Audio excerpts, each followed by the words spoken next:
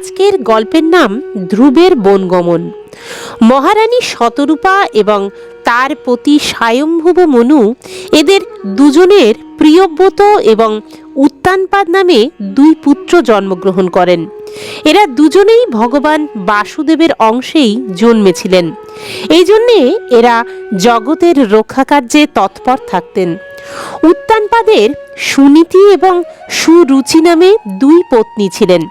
এদের মধ্যে সুরুচি রাজার অধিক প্রিয় ছিলেন। সুনীতি, যার পুত্র ছিলেন ধ্রুব, রাজার ততটা প্রিয় ছিলেন না।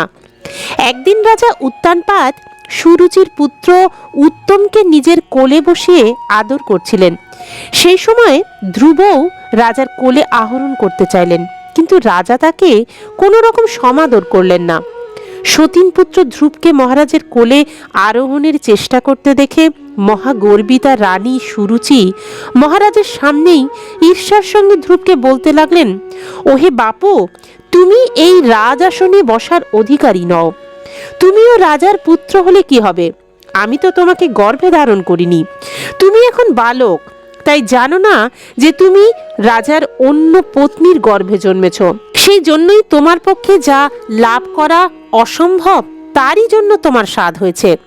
যদি তোমার রাজ সিংহাসনে আরোহণের বসার থাকে, তাহলে তপস্যা করে পরম পুরুষ শ্রী নারায়ণের আরাধনা করো এবং তার কৃপায় আমার গর্ভে এসে জন্মগ্রহণ করো। বিমাতার এই কর্কশ বচনে ব্যথিত ধ্রুবের দণ্ডাহত সর্পের মতন ক্রুদ্ধ দীর্ঘ নিঃশ্বাস পড়তে লাগলো। তার পিতা সমস্ত ব্যাপারটি নিশ্চুপভাবে দেখলেন, একটি কথাও বললেন না। তখন ধ্রুব পিতাকে ছেড়ে কাঁদতে কাঁদতে নিজের মায়ের কাছে এলেন। কান্নার আবেগে ধ্রুবের ঘন ঘন নিঃশ্বাস পড়ছিল, অধরষ্ট কম্পিত হচ্ছিল। সেই বালক পুত্রকে দেখেই সুনীতি তাকে কোলে তুলে নিলেন।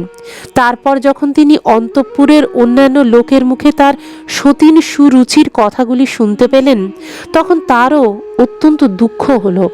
দাবাগ্নির দ্বারা পরিবেষ্টিত বনলতার মতন শোকানলে সন্তপ্ত সুনীতি ধৈর্য হারিয়ে বিলাপ করতে লাগলেন। সতীনের কঠোর বাক্যগুলি স্মরণ করে তার কমলের সদৃশ নয়ন দুটি জলে ভরে গেল।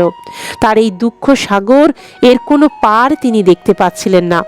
গভীর দীর্ঘশ্বাস ফেলে তিনি ধ্রুবকে বললেন, বৎস, এ বিষয়ে তুমি পরের দোষ দিও না বা পরের অমঙ্গল কামনা করো না। যে লোক অপরকে দুঃখ দেয়, তাকে নিজেই তার ফল ভোগ করতে হয়। সুরুচি যা বলেছে তা সত্যি, কারণ মহারাজ যাকে পত্নী কেন, দাসী রূপেও স্বীকার করতে সম্ভবত লজ্জাবোধ করেন, সেই মন্দ ভাগিনী আমার গর্ভেই তোমার জন্ম। আমারই স্তন্যপান করে তুমি বড় হয়েছ। বৎস, সুরুচি তোমার বিমাতা হলেও তোমাকে সে যে নির্দেশ দিয়েছে, কিন্তু তা একান্তভাবেই যথার্থ। তুমি যদি উত্তমের মতন রাজ সিংহাসনে উপবেশনের আকাঙ্ক্ষা পোষণ করো, তাহলে বিদ্বেষ শূন্য হয়ে সেই বচনটি পালন করো। ভগবান অধক্ষজের শ্রী কমল চরণের আরাধনায় মগ্ন হয়ে যাও। বিশ্ব সংসার পালনের জন্য ভগবান শ্রীহরি সত্যগুণ আশ্রয় করে থাকেন। তারই চরণ কমলের পরিচর্যা করে তোমার প্রপিতামহ ব্রহ্মা সেই সর্বশ্রেষ্ঠ পরম মিষ্টি পদ লাভ করেছেন। যে পদের বন্দনা মনোজয়ী প্রাণজয়ী মহাযোগী মহামুনিগণ করে থাকেন, সেই তোমার পিতামহ ভগবান স্বয়ম্ভব মনুও বহু দক্ষিণাযুক্ত অনেক যজ্ঞের দ্বারা একাগ্র চিত্তে তার আরাধনা করেছিলেন, এবং তারই ফলে তিনি অন্যের পক্ষে দুর্লভ ঐহিক এবং পারলৌকিক সুখ এবং অন্তিমে মোক্ষ লাভ করেছিলেন। বৎস, তুমি সেই ভক্তবৎসল ভগবানের শরণ নাও। জন্ম মরণ চক্রের আবর্তন থেকে মুক্তি পেতে ইচ্ছুক মুমুক্ষগণও নিরন্তর তার চরণ কমলের পথ অনুসন্ধান করেন। স্বধর্ম পালনের দ্বারা নির্মলীকৃত নিজের চিত্তাসনে সেই পুরুষোত্তম ভগবানকেই স্থাপন করে অন্য সব চিন্তা পরিত্যাগ করে কেবলমাত্র তারই ভজনা করো। পুত্র, সেই পদ্ম পলাশলোচন শ্রীহরি ভিন্ন আমি আর এমন কাউকেই খুঁজে পাচ্ছি না যিনি তোমার দুঃখ দূর করতে পারেন। ব্রহ্মাদি দেবতারাও যে লক্ষ্মী দেবীর অনুসন্ধান করে থাকেন, সেই পদ্মহস্তা লক্ষ্মী দেবী সেই ভগবান শ্রীহরির অন্বেষণে রত। মাতা সুনীতির কথাগুলি ধ্রুবের অভীষ্ট লাভের পথ নির্দেশ করে দিল। সেই বচন শুনে ধ্রুব বুদ্ধির দ্বারা নিজের চিত্তকে সংযত করে পিতার নগর থেকে বহির্গত হলেন। দেবর্ষি নারদ এই বৃত্তান্ত শুনে এবং ধ্রুব কি করতে চান তা জেনে তার কাছে উপস্থিত হলেন এবং নিজের পাপহারে করকমলের দ্বারা ধ্রুবের মস্তক স্পর্শ করে বিস্মিত চিত্তে নিজের মনে বলতে লাগলেন, আহা, ক্ষত্রিয়দের কি অদ্ভুত তেজ! এরা সামান্যতম অপমানও সহ্য করতে পারে না। এই ধ্রুব তো এখনো পর্যন্ত বালক মাত্র, তবুও বিমাতার কটু বাক্যগুলি সে মনের মধ্যে পোষণ করে রেখেছে। নারদ বললেন, বৎস, তুমি তো এখনো পর্যন্ত অল্প বয়সী বালক, ফলে খেলাধুলার প্রতি তোমার আকর্ষণ থাকা স্বাভাবিক। এই বয়সে তোমার কি এমন মান বা অপমান হতে পারে তা তো আমার বোধগম্য হচ্ছে না। আর যদি বা তোমার মান অপমান বোধ জন্মে থাকে, তাহলে শোনো পুত্র, প্রকৃতপক্ষে মানুষের অসন্তোষের কারণ মোহ ছাড়া আর কিছুই নয়। কারণ মানুষ এই সংসারে নিজের কর্মফল অনুসারেই মান অপমান বা সুখ দুঃখের ভোগ করে থাকে। বৎস, ঈশ্বরের প্রতি বিধান অত্যন্ত বিচিত্র। সুতরাং সেই কথা স্মরণে রেখে বুদ্ধিমান পুরুষের উচিত দৈববশে তাকে যখন যে পরিস্থিতি বা অবস্থার মধ্যে পড়তে হয় শান্তভাবে তার সম্মুখীন হওয়া, সন্তোষের সঙ্গে তা গ্রহণ করা। আর মায়ের উপদেশ অনুসারে তুমি যোগ সাধনার দ্বারা যে ভগবানের কৃপা লাভের জন্য উদ্যোগী হয়েছ, আমার মতে তাকে প্রসন্ন করা এতটাও সহজ পথ নয়। যোগী মুনিগণ বহু জন্ম ধরে নিরাসক্তির সঙ্গে অতি কঠোর যোগ সাধনা করেও তাকে লাভ করার পথের সন্ধান পায় না। সুতরাং তুমি নিষ্ফল প্রয়াস ত্যাগ করে গৃহে ফিরে যাও। যখন তোমার পরমার্থ সাধনের সময় হবে, তখন তুমি এই বিষয়ে চেষ্টা করো। দৈবের বিধানে যার যখন সুখ বা দুঃখ যাই আসুক না কেন, যে মানুষ তার মধ্যেই চিত্তের সন্তোষ অবিচলিত রেখে চলতে পারে, সে এই মোহময় সংসার উত্তীর্ণ হয়ে যায়। মানুষের উচিত নিজের তুলনায় অধিক শক্তিশালী ব্যক্তিকে দেখে প্রীত হওয়া, কম গুণযুক্ত ব্যক্তির প্রতি সহানুভূতিশীল হওয়া এবং সমগুণ সম্পন্ন ব্যক্তির সঙ্গেই মিত্রতা স্থাপন করা।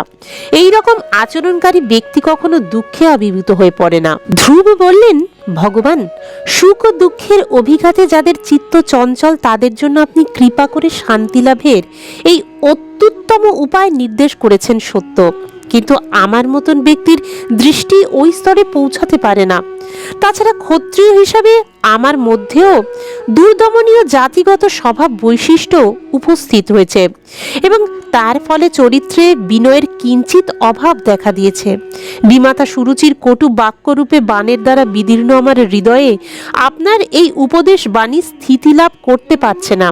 পূজনীয় ব্রহ্মনিষ্ঠ দেবর্ষি, আমি সেই পদ অধিকার করতে চাই যা ত্রিভুবনের সর্বশ্রেষ্ঠ এবং যে পদে আমার পিতৃপুরুষগণ অথবা অপর কোনো ব্যক্তি কখনো অধিষ্ঠিত হতে পারিনি।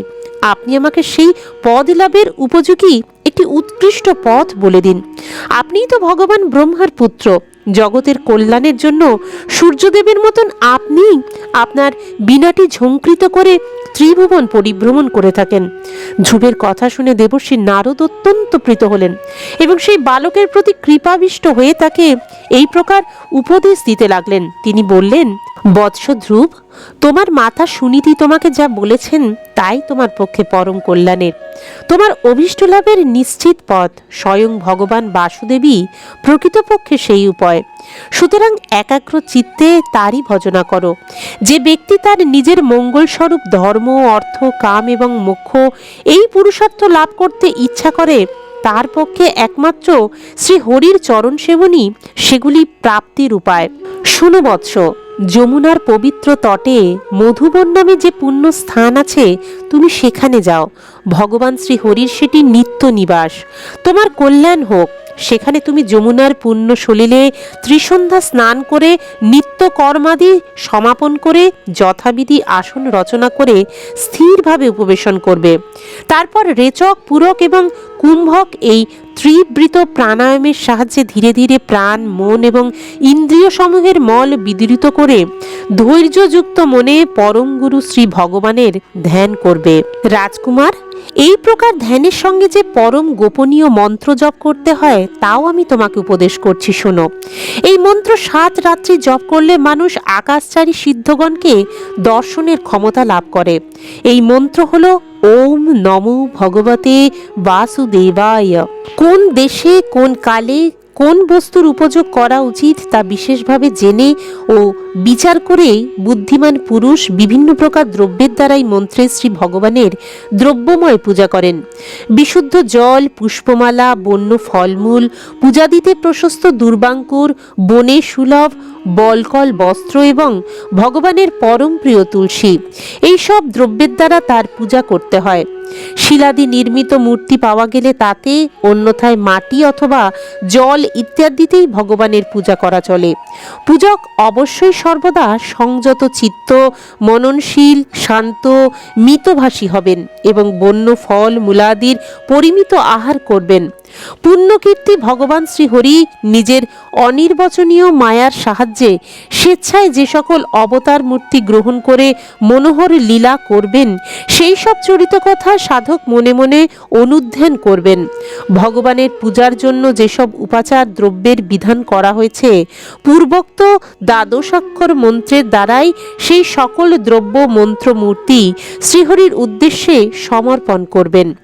এইভাবে হৃদয়ের মধ্যেই ভগবানকে প্রতিষ্ঠিত করে কায় মনোবাক্যে একান্ত ভক্তি ভরে তার পূজা করলে ভগবান সেই অকপট এবং সম্যক ভজনাকারীর ভগবত প্রীতি বিবর্ধিত করে। ধর্ম, অর্থ এবং কামের মধ্যে সেই ভক্তের যেটি অভিমত এবং কল্যাণকর সেটিই তাকে প্রদান করেন। আর যদি সাধকের ইন্দ্রিয় সুখে বিরক্তি উৎপন্ন হয়ে থাকে, তাহলে তিনি মোক্ষ লাভের জন্য ঐকান্তিক ভক্তির সঙ্গে অবিচ্ছিন্নভাবে ভগবানের ভজনা করবেন। দেবর্ষি নারদের নিকট থেকে এই প্রকার উপদেশ লাভ করে রাজপুত্র ধ্রুব তাকে প্রদক্ষিণ ও প্রণাম করলেন। তারপর তিনি ভগবানের চরণ চিহ্নে মণ্ডিত পরম পবিত্র ভূমি মধুবনের উদ্দেশ্যে যাত্রা করলেন। ধ্রুব তপবনে গমন করলে দেবর্ষি নারদ মহারাজ উত্তানপাদের রাজপুরীতে প্রবেশ করলেন। রাজাও তাকে যথাযোগ্য উপাচারাদির দ্বারা অভ্যর্থনা করলেন। অনন্তর সুখাসীন নারদ রাজাকে জিজ্ঞাসা করলেন। নারদ বললেন, মহারাজ, আপনি অনেকক্ষণ ধরেই শুষ্ক মুখে কি এত চিন্তা করছেন? আপনার ধর্ম, অর্থ, কাম এই তিন পুরুষার্থের মধ্যে কোনোটির ব্যাঘাত ঘটেনি তো? রাজা তখন বললেন, হে পূজনীয় ব্রাহ্মণ, আমি অত্যন্ত স্ত্রৈণ এবং নির্দয়। আমি আমার ৫ম বর্ষীয় বালক পুত্রকে তার মায়ের সঙ্গে আমার গৃহ থেকে নির্বাসিত করেছি। মুনিবর, আমার সেই শিশুপুত্রটি অত্যন্ত বুদ্ধিমান ছিল, কিন্তু দেবর্ষি, সেই অসহায় শিশু হয়তো ক্ষুধায় কাতর হয়ে শ্রান্ত দেহে বনের মধ্যে শুয়ে পড়েছে। তার পদ্মের মতন মুখটি শুষ্ক মলিন হয়ে গেছে। মুনিবর, আমার সেই পুত্রকে এই অবস্থায় পেয়ে হিংস্র বন্য নেকড়ে বাঘ খেয়ে ফেলবে না তো? আমি স্ত্রীর আজ্ঞাবহ দাসে পরিণত হয়ে কতদূর নিষ্ঠুর চরিত্র হয়েছি। আমাকে ভালোবেসে আমার সেই শিশুপুত্র আমার কোলে উঠতে চেয়েছিল, আর আমি এমনই অধপাতে গেছি যে তাকে মৌখিক একটু আদর পর্যন্ত করিনি। নারদ বললেন, মহারাজ, আপনার পুত্রের জন্য এত চিন্তা বা শোক করবেন না। দেবতারা তাকে রক্ষা করছেন।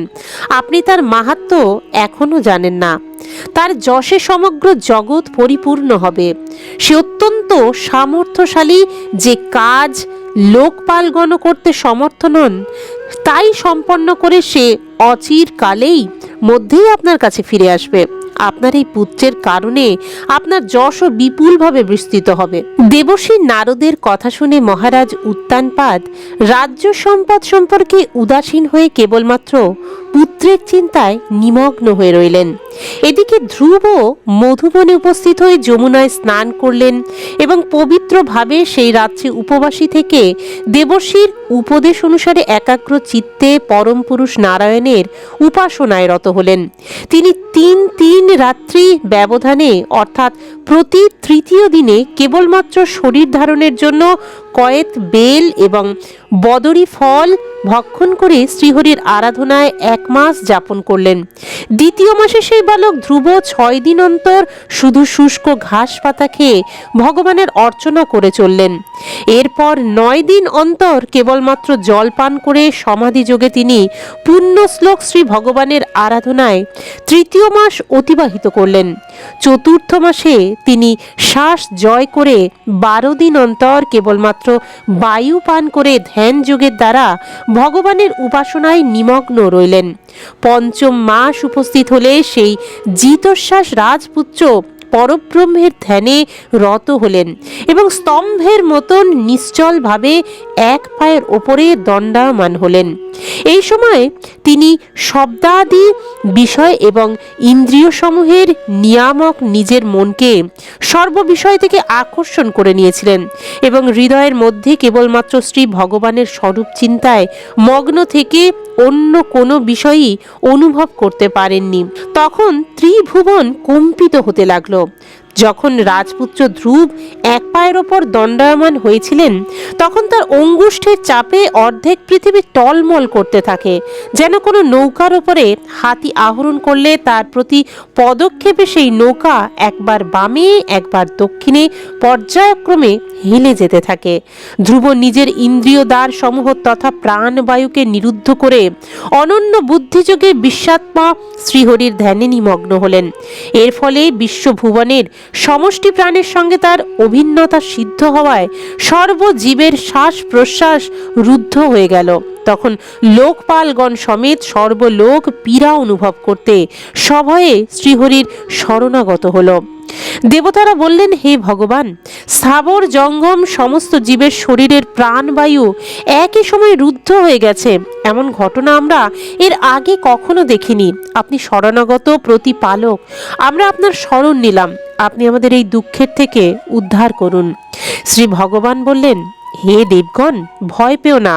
উত্তানপাদের পুত্র ধ্রুব নিজের চিত্তকে বিশ্বাত্মা আমার মধ্যে লীন করে দিয়েছে। আমার সঙ্গে তার অভেদ ধারণা সিদ্ধ হয়েছে, ফলে তার প্রাণ নিরোধে তোমাদের সকল প্রাণবায়ু রুদ্ধ হয়ে গেছে। তোমরা নিজ নিজ লোকে ফিরে যাও। আমি এই বালককে এই দুস্তর তপস্যার থেকে নিবৃত্ত করব। এই ছিল রাজা ধ্রুবের বন গমনের কাহিনী। কিন্তু ধ্রুবের বর প্রাপ্তি কিভাবে হলো এবং কিভাবেই বা তিনি গৃহে প্রত্যাবর্তন করেছিলেন, গল্পটি সম্পূর্ণ জানতে হলে চ্যানেলটিকে অবশ্যই সাবস্ক্রাইব করে রাখবেন এবং পাশের বেল আইকনটা অবশ্যই প্রেস করে রাখবেন। তাহলে আমি যখনই এই নতুন পার্টটা আপনাদের সঙ্গে শেয়ার করব, তখন তার নোটিফিকেশনগুলো আপনাদের কাছে খুব সহজেই পৌঁছে যাবে। দেখা হচ্ছে পরের এপিসোডে। ততক্ষণ সকলে ভালো থাকবেন, সুস্থ থাকবেন। ধন্যবাদ।